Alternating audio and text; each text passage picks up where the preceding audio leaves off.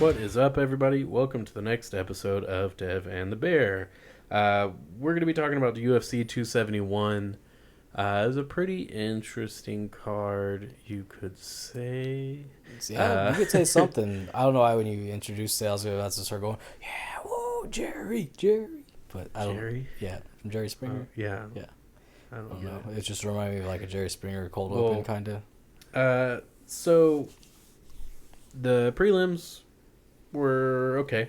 There was a couple of good finishes, but we had Jeremiah Wells take on Blood Diamond Mike Mathetha. Blood Diamond is one of Adesanya's training partners. They grew up together, or they came up together? Came up through China first. They started fighting in China together. That's how they met. And he wasn't ready. No, he was not. I kind of expected it because I did see how it started, and it seemed like it was about to go Blood Diamond's way. Jeremiah Wells straight up ate his shit right off the gate, and I was like, "What the hell's going on?" But I mean, I was getting Wingstop whenever this fight happened, so you can talk about that one. Well, he immediately they initiate grappling, and he just loses from then on. Like, at no point did he look like he was capable of getting out. I'm not even sure in the moment he knew how to get out. I'm sure in training he knows how to get out. Yeah. But in the moment, he couldn't get out. And we didn't see much of an effort to do the things that you need to do to get out from underneath someone. Yeah. Involving moving certain parts of your body, and you're just not doing it. Yeah. And then Jeremiah Wells is a big dude, though, man. Well, he had several attempts at a rear naked, and Blood Diamond just kept rolling back into full mount, rear naked, full mount, rear naked, and eventually he got the rear naked choke. Blood Diamond just wasn't ready. Doesn't work. Try again, you know? Yeah. And it did work for Jeremiah Wells. He got the finish.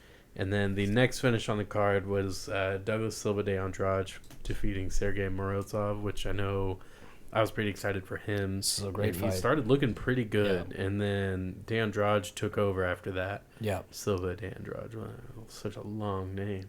And yeah, that was a pretty fun fight. It does have a nickname to make it easier. It's D Silva. I'm all right. All right, just throw it out there. And then you had Malkoon win, and then you had, we're gonna skip that pass on. You had Liamano Martinez with his second UFC fight. He loses to Ronnie Lawrence. In what was an interesting to watch fight, because you had Mana kind of pushing the pace. Yeah. But Ronnie was definitely getting the better of each round. And that's what was weird to see, is because we're both big fans of Mana Martinez. Ronnie Lawrence is a wrestler, and he was winning the exchanges on the feet. He was winning whenever they go to the ground. I mean, Mana did a good job about not putting himself in any dangerous positions on the ground. And I don't know, like, it's just I don't know really what was going on with the camp. I know that it's his first camp away from Metro. He trained mainly with James Krause. That's what the commentators were saying. And it just looked like it just took him a little while to get his footing, you know. And it's hard to see. It's hard to see like you're one like a fan favorite, like or a local fan favorite, like kind of, you know, have trouble. Yeah. And it was kind of like when we watched CJ Vergara fight, you know. Yeah. And but once he found his footing, I mean, he lands a spinning back fist, correct? Yeah, and drops Ronnie Lawrence, sorry, Karate Kid. He drops Ronnie Lawrence with a spinning back fist, and then starts getting some shots in, and it just wasn't quite controlled enough. I think you know. I mean, I you can't blame the guy for getting excited. Yeah, trying to get to finish. I mean, gonna be his first, possibly was about to be his first finish in the UFC. Yeah, on a fight that he needed it to get the win. Yeah. But then you had Ronnie Lawrence take over back on the ground, and that was kind of the fight. Disappointing, but you know, he went out there and he fought, which actually, you know, respectable, commendable. Yeah, we're still gonna watch him. We'll always support him and all those Metro guys as well. They've always been nice to us, and you actually had a conversation with him right before his fight. Not right before his fight, a couple weeks before. It was just before Oliver's fight. Yeah, he was a pretty chill guy. He was just sitting there, and I was like, "Oh, hey, what's up?" Yeah. But no, he was just telling him what we do here, and you know, hopefully, if if you ever hear this, man, we're still waiting for you to come on, Yeah. But yeah, it was pretty cool talking to him. He's a cool guy. I want nothing but the best for him. For sure. And I hope hopefully he can get back in there and get a win. Because I feel like people need to not sleep on these guys. For sure. I think they're too good for that. He's the sleeper bantamweight because everyone knows Adrian Yanez, and Adrian Yanez, of course, is an incredible fighter. But with Mano Martinez, is like, man, like those, when it comes down to skill sets, the way these guys look and what they do to people that we've seen is like they feel so evenly matched, in my opinion. Yeah. So onto the main prelims, we had a couple more fights. We had Kyler Phillips defeat Marcelo Rojo by submission, which, Kyler Phillips definitely came in ready to prove a point. It was an all-around good fight. It was a great performance by him. Then I think one of my favorite fights on the prelims was Casey O'Neill defeating Roxanne Modafferi by split decision. That was a very good fight. In a retirement fight for Roxanne Modafferi as well. Yeah. And she didn't get the win, but I think everybody was pretty impressed with her. Yeah. She took all those punches straight to the face and kept walking. Took those kicks to the leg and just kept walking. Casey couldn't get the takedown going at any point, so she pretty much just stuck to striking. Yeah. And it worked out in her favor. Her speed was kind of, I think, the reason that she kept keeping the edge on Roxanne. Right. She's just fast, long, use that to her advantage. Yeah. So, it was all around good fight. I really enjoyed the post-fight interview that Daniel Cormier and Casey O'Neill had, because she very openly told Houston just to go F themselves. Not because they're Houston, though, but because they were booing her. They were booing her. Yeah, let's clarify that as well. But, you don't see fighters actually just embrace what's going on. Be like, hey, you want to make me the bad guy? Then fine, then I'll be the bad guy. So, and then the heavyweights closed the preliminary card with Andre Arlovski defeating Jared Vanderall. So, on to the main card. This first fight of the main card is kind of the story of the night. Yeah. There were several fights exactly like this. Yeah. You had one guy kind of controlling the numbers in the fight. He's the one getting the shots off, but he's backing up. And you had the other guy who was pushing forward, but he's just not able to get anything landing, get anything going. And so many fights were like that. Yeah, it was just a good. I'm a big Bobby Green fan. I've watched him for a very long time. Dude, I just feel like it's been a very long time I watched this guy grow into being a fan favorite, because some people didn't really care for him at first.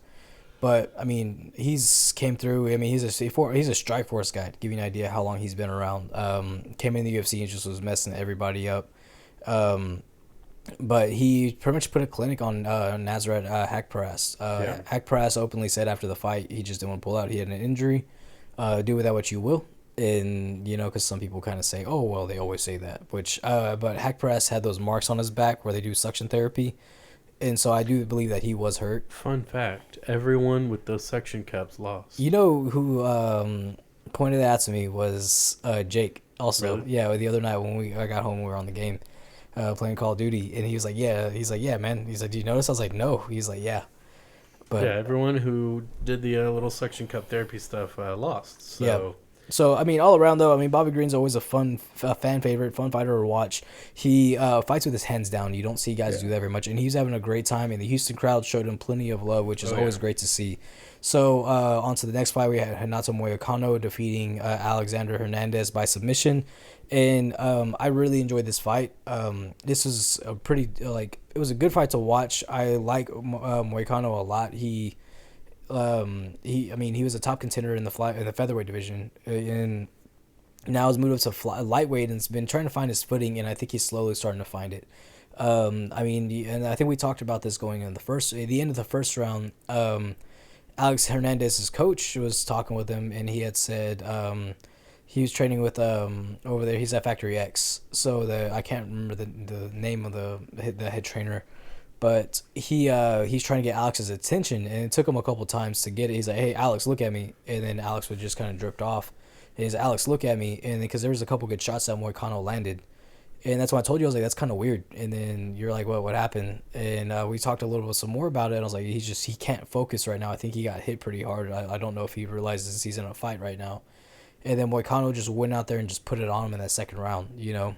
So it was one of those things where it's like I think Alex is already kind of out on his feet going into that second round. I feel like. Well, not to cut that one short, but speaking of being out on your feet, Jared Cannonier and Derek Brunson. I'm just really excited to talk about that one. Yeah, there's a lot to talk about this yeah, one. Moicano looked great, and he got the rear naked choke. Fantastic. Just the main thing for me with that fight was just Alex Hernandez being looks like he was just like still stunned by that first round because he got hit pretty hard by a couple times, and it just threw me off that like your coach doesn't notice that awareness to say, hey, I don't think you should go back out there, or if you don't focus right now, like if this fight doesn't get any better, I'm gonna have to throw in the towel. There's too many coaches who let their fighters take a beating. For me to be like, oh well, that's what a coach would do. It's what they should do, maybe. But and strong maybe.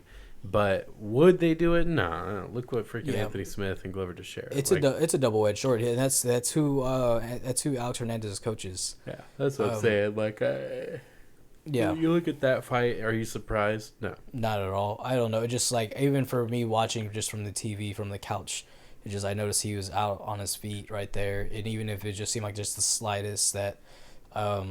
You know, if I don't even know this guy and I notice something small like that I don't think he should go back out there. I don't see anything wrong. Of course, there's something wrong with quitting, but being able to fight another day it's a double-edged sword, you know.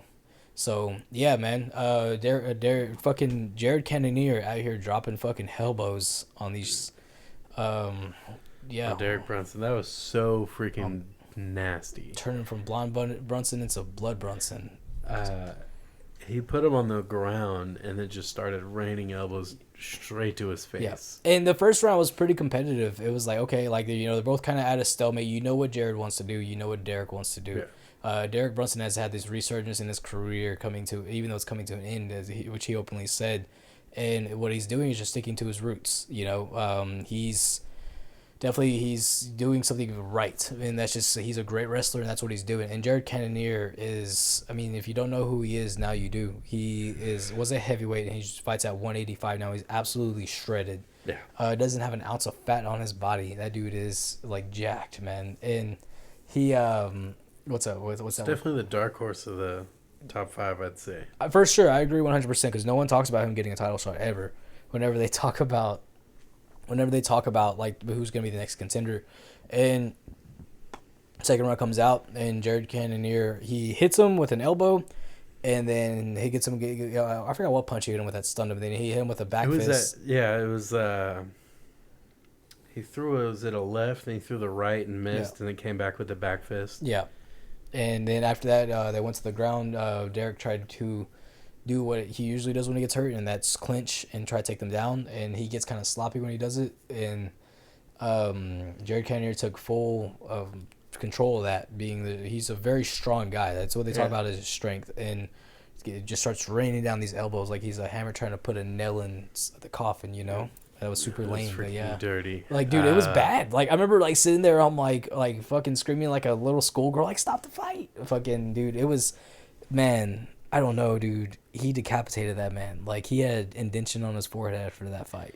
He called out Dana White and made Dana White look at him. That was told him give him the next shot, and I'm with it. Also gave a good shout out to H-Town, which was super cool. Yeah. And I was thinking a little bit about that. You know, he's trying to get Dana White's attention, and Dana's like, someone was talking to him, and he's like, get him. And then I realized like, oh, he has a microphone in a stadium. Dana White knows he's trying to talk to him. Yeah.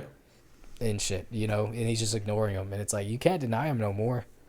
And so I really hope he gets the next title shot. Jared Cannonier is in phenomenal shape. He's a great fighter, but the thing is also he's 37, so he needs to get this is the title push that he needs, you know, to really solidify his career. So I'm looking forward to it, and I think that makes for a great fight. A lot of people are saying that, you know, oh, Izzy would just stomp him out, but we'll see though. We'll get more into that in a bit. So, elbows being another great segue. Yeah. Derek Lewis and Tai Tuivasa was a fantastic fight. Yeah. Derek Lewis was putting a hurting on Tai the first bit of that fight. Yeah. And Ty just wasn't going down. It's one of the things I had said was you never see Derek Lewis being the better fighter whenever he's fighting. He just needs one punch. This is the fight where he was the better fighter, and Tai Tuivasa just needed one elbow, and that was it. But man, when he landed that elbow, right on the freaking base of the jaw, dude. And Derek Lewis face planted. Yeah, the meme lord became the meme right there. And actually the only thing that pissed me off about that, and it sucks for Derek Lewis, I'm a fan of his as well, but I think it's tied to Tuivasa time, But they didn't show the shoey. Yeah, I didn't like that either. How are you going to cut from that? Like, darn well what we want to see. We're here for knockouts and shoeys. We want to see a shoey. Yeah. Give us a shoey. That's all. That's what we order. We pay $80 for this freaking pay-per-view, and you're gonna cut it out. That's just. I don't know. It's pretty trash of ESPN. But yeah, Tai Tuivasa looked great. He looked tough, which is what the heavyweight is champion. Or if you're gonna try to become the heavyweight champion, you're gonna need that. You're gonna need to be able to take hits. Yeah. Because whatever's going on in that weight division, like. You're going to have to be able to take some hits because it's whoever becomes the champion next, with whatever happens with Ngannou, you're going to be fighting some crazy fighters. Yeah, and that's one of the things we talked about recently, is like like people outside the top 5 need to have like someone in the top 5 needs to fight somebody outside the top 5, and just make things interesting because if we just saw number 3 get knocked out by number 11. And if now rankings matter, Ty is number 3. Yeah, now he's number 3. He jumped all the way up there. Yeah, jumped up 8 spots right there, and he's inside the top 5, and there's already people, hypothesizing him getting the interim title shot or getting a title shot, and it's just I'm happy to see it. It's definitely a bittersweet knockout, but on to the main event, we have Israel Adesanya defeating Robert Whittaker by decision, and this is one that a lot of people disagreed with. But I don't know, just my opinion. I thought he clearly won the fight. Whenever you take rounds into consideration, that he won the fight. It's not that Robert Whittaker was ever out of the fight, but he didn't do enough to solidify. Okay, I beat him by decision. Or I went 5 rounds with him and I won. I'm inclined to agree. I think he had, at the very least, the 5th round. Whittaker. At the very least, he had the 5th round, possibly even the 4th, but that's not enough to win a fight. Yeah. And as much as it sucks, because when you're fighting Adesanya, you cannot charge forward. Yeah. As much as it sucks, I don't know why Whittaker was so confident he won the fight. I don't know why his coaches were so confident that he won that fight. I think because at no point was he ever out of the fight. Yeah, no, I'm not saying like he had. It was a landslide of a loss. I'm just saying if I'm his corner, and I said this while we were watching it. Yeah. If I'm his corner, I'm saying like, no, you need to go in there and get this finished because you're not winning this fight right now. And it's cool that you're still in the fight, but like, you have to have a finish to win this fight now. Yeah. And that's reality. You can't go in there and maybe point your way still to the win. That chance is gone. Yeah. And so like I don't know, just when it came to Whittaker though, it's like you can't just jab into a championship. This isn't boxing. You can't do that. And that's not a knock on boxing before anybody gets fucking mad. But it's the truth though. If you want to beat the champion, you got to beat the champion. You have to beat them decisively if you aren't going to finish them. But that goes being said that I was pretty disappointed in Israel Adesanya's his performance. Yeah, and I have been in quite a few of his fights recently since he became champion. The only title defense that I've enjoyed out of his has been Paulo Costa's because he went out there and did what Izzy does best. Yeah. The Gastelum. I guess that would count as a title fight. Well, in the Whittaker, but I'm talking about since he's become actual champion. Like title defenses in a sense. Yeah. And so. Yeah, I agree though. I agree because I would also say that fight with Gastelum was actually only fun because of Gastelum. Yeah. Gastelum was constantly pressing forward, forcing Izzy to have to do what he does best, which is counter-strike, and it wasn't working. Like it was working, but Gastelum wasn't going anywhere. Yeah. And that was what made it fun is because Gastelum wasn't going anywhere. And because you see when he did it to Costa, when Costa pushed forward, he went somewhere. He went on the floor. Right. Robert Whittaker went on the floor the first time they fought. He couldn't get anything going against Yoel Romero because Romero was like, well, I'm not doing that. Yeah. And that fight was awful. Yeah. Vettori, I would say, was in Adesanya's face, but the threat of the takedown was there, so Adesanya just didn't do anything. Yeah, I mean, it's just, and a lot of people also talked about the whole, like, well, Whittaker took him down. It's like, well, he didn't keep him down. So and scoring with takedowns is no longer takedown scores you points. You have to take something down. If that was the case, then do something with George it. Sotiropoulos would be a fucking Hall of Famer by now. Yep. That's the thing is, like, everyone says, you know, well, takedown wins you the fights. Like, there's been the rule changes that have been around for years. Not every state follows them, but Las Vegas is one of them that does. They still don't allow knees. You know, they're so iffy about the whole knee thing, but it's one of those things where it's like that doesn't win you a fight though. And besides Whittaker going for takedowns and just jabbing Izzy the whole fight, it's like, and some of those jabs weren't even landing. I was expecting Whittaker to throw that right hand, but I think he was just too scared of getting countered. And one of the things that I've noticed too, though, is like, you know, Michael Chandler openly said, he tweeted out, you know, this, just paraphrasing, that, hey, well, this isn't sparring, this is a championship fight. Like, you have to go out there and prove why you're champion. And a lot of people are saying, you know, well, that's stupid. Michael Chandler doesn't know that because he likes to go out and give one to get one. And it's like, I see what you're saying with Michael Chandler, but they're two different styles, and so you really can't compare the fighters. And the other thing is, though, is like, if you're a champion, you have to go out there. You're held to certain standards. Yeah. Look what GSP did, and let's look at the criticism that he got. How much time we got time. Yeah. Look at the criticism GSP got when he would fight as the champion, and all of his fights would go to a decision. And then look at what he did in those fights. He was the aggressor. He was the one pushing forward. He was taking people down, beating them in the face. Look what he did to Koscheck. Look what he did to Shields. Look what he did to Condit. And I know Condit had that one round where he dropped GSP. But look what he did to Condit. He beat him in the face for freaking 20 minutes. Look what he did to Nick Diaz. He threw him around like a rag doll. Yeah. And that's Nick Diaz's forte. Oh, they're jiu-jitsu. Treated like a street fight. And he went out there and ragdolled Nick Diaz. Dick Diaz. He went out there and ragdolled him.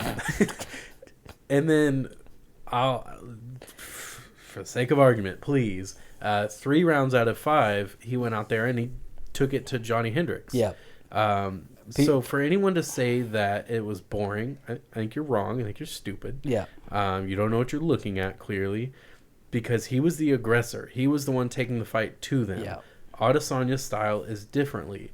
But if we're going to hold GSP, who's the aggressor, who's being offensive in these fights, to the standard of, well, you weren't exciting enough. Yeah. But Adesanya is, and it's okay because it's his style, but he's a champion. He needs to go out there and finish the fights, right? That was GSP's problem. One of the things I was going to point out, too, is all those fights you pointed about GSP, they were all technical dogfights, even though they weren't bloodbaths and they weren't, you know, trading punches or nothing. It was GSP was making a dogfight, but he's also making it very technical. Yeah. Like, if you wanted to fight GSP, you're going to meet that pressure in the middle, you know?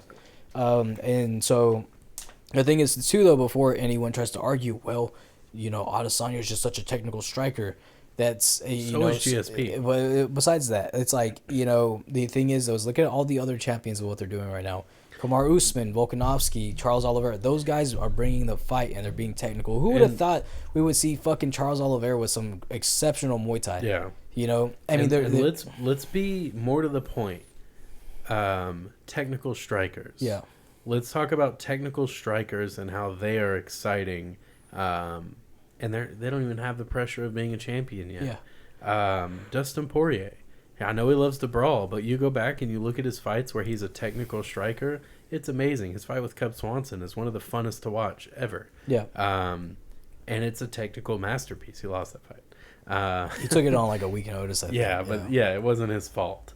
But I don't think that's a good argument saying, oh, well, he's a technical striker. Oh, it's his style. It's like, yeah, but he can't go in there and back up and hope that that's going to win him the fight now. Yeah. I mean, it's just you have to go out there and prove a point. And isn't that his thing? Oh, I'm too skinny. They told me I was too skinny. I'm not strong enough, you know. I like anime. I'm weird. I was in the nosebleeds, and I make their nose bleed. Yeah. And it's like, buddy boy, you can't fight your way through a white paper bag with the way you're fighting. So it's like he's got this chip on his shoulder, and he Yeah. just doesn't do anything about it. Yeah, though. and it's like, and with the whole like me pointing at champions that bring the fight, his teammate Volkanovski brings the fight every time he fights. Every time he defends that title, he puts it all on the line, and that's what a champion does. It's not about just bringing that technicality in. I mean, and I know that he did fight kickboxing before then, and kickboxing is very different from MMA. That's how they fight, Yeah. But You gotta score those points if you don't think you can get the finish. it's just, I don't know. It's not something that I was a fan of. I hope to see Robert Whittaker back sometime soon. I mean, it's one of those words. If Robert Whittaker doesn't lose anytime soon, it's almost like they have to make a fucking third fight now. And I don't mind a technical striker. Yeah. I don't mind counter striking. Like you got your But my thing is, if they're not pushing to you, you have to do something. You're the champion. It's on you. Yeah. Because they're challenging you. Yeah. So now you have to be the one to go out there and say, hey, you don't challenge me. But I feel like what's his name? I feel like Adesanya knows that if he was gonna go out there and try to be offensive with Whittaker, that he was probably gonna get caught. Yeah, but I mean, yeah, anytime you can always get caught. Yeah. If you're really that much better than Whittaker, go out there and beat him. How much trash did he talk before this fight? A lot. And then his way of fighting to back up all that trash talk was to back up. Yeah. Cool, dude. I don't know. He won the fight. He's a great fighter. It was smart. What Robert Whittaker did was smart. I think it was a smart fight for both of them. Yeah. But for Robert Whittaker, you have to go out there and win it. Yeah. And going out there and jabbing and getting a takedown every now and then isn't going to win the fight. When he's been piecing you up the whole time. Look at that dude. Look at your leg, man. This leg was messed up. Yeah, and there's things that Robert Whittaker should have done as well. Like we talk about throwing the right hand more. Don't loop it, but maybe that looping overhand would have been nice. Because that double jab was making him go right into his right side, and check the leg kicks. And the thing, that's the downside too with MMA judges. They don't understand that checking a leg kick counts as, hey, he didn't land that punch. Yeah. So kick. He didn't land that kick. Yeah, he didn't land the strike. And I don't know, man. I'm still a fan of them, but I know even if we're sounding critical, we have a podcast. That's what we do. We talk about these kinds of things. If you don't agree with us, maybe say something. Yeah, I don't know. Speak up. Let us know in the comment section. Let us know on Instagram. Message us personally. So please do. Say something. We like interaction. We're extroverts. Right. So on to this week's card. There's a little to discuss. We have Jamal Hill taking on Johnny Walker for the main event. I'm excited for that one. I'm a Johnny Walker fan through and through, though, so that's why I'm excited for that one. Jamal Hill's fun to watch, so I'm not, upset. I just want, but if Johnny Walker doesn't win, I'm upset. So, any names you would like to point out? Absolutely, Jim Miller. Yep. Joaquin Buckley and Abdul Razak Al Hassan. That's the fight I wanted to talk about. That one's really exciting. I'm a big fan of Abdul. I am not a big fan of Joaquin. I'm not either. The kick was great. It was fantastic. It was beautiful. Yeah. I love it. Abdul's a great fighter, and he's a cool person. Yeah. Well, from what I've seen, he's a cool person. Yeah, from what we've seen about Joaquin Buckley, he is not. He is. Yeah. So. Yeah. So there's that. Jessica Rose Clark is going to be fighting as well, so that's going to be one to look out for. Kyle Dawkins is going to be on the card as well. So Parker Porter's fighting again. That's cool. Saw that. Entertaining. But yeah, that should be a really good fight. Johnny Walker, if he gets this win, I think they just announced. Who was it? Thiago Santos and who? Right, we just saw it. Is it Ankalaev. Yeah. I feel like if Johnny Walker wins, I would really want him to call one of the winner of that fight out. Yeah. I know he wouldn't, or he might, but I know they wouldn't give it to him. I don't think they would give it to him because his fight against Santos is a pretty lackluster fight. Yeah, but if he went out there and he put Jamal Hill away in a really fantastic fashion, please call the winner of that fight out because I really think it's going to be Magomed. And if you call them out, it at least is hey, I'm still in it. Don't forget about me. Give me the winner, and then they give you Thiago because he's going to lose. A lot of people, feel that John Kavanaugh has kind of ruined who Johnny Walker is as a fighter because he's not as entertaining as he once was. In his last fight, he kind of showed he was a little timid very timid the whole fight. I mean, I don't know. We'll see. I feel like it's hard to say that because he's fighting Thiago Santos, and I know how you feel about Thiago Santos. Right. But Thiago Santos can still knock you out at any point. Yeah. So, and Johnny Walker has been knocked out by Corey Anderson. Yeah. So, I don't blame him. He gets a little too wild, and John Kavanaugh's just trying to tame that. I like it. Yeah, I feel like you have to turn it into controlled chaos sometimes, though. You know, don't take the full. Well, he's on his way there. Yeah. So he did some wild stuff against Thiago. What sucks about this though is because Jamal Hill's ranked behind him, it doesn't do anything for him really. No, that's why I said it has to be in like a very exciting fashion. Yeah. Like you need to go out there and one entire round just pummel him, and then in the second round, grab him by the back of the head and just put his face to your knee, and then walk away. So when we got sushi for dinner, I ate a piece of a shrimp tail with the. I'm glad you're saying it now while we're recording. That makes a lot of sense. My throat hurts. So. All right. Well, I guess that's us signing off. Yeah. Peace out.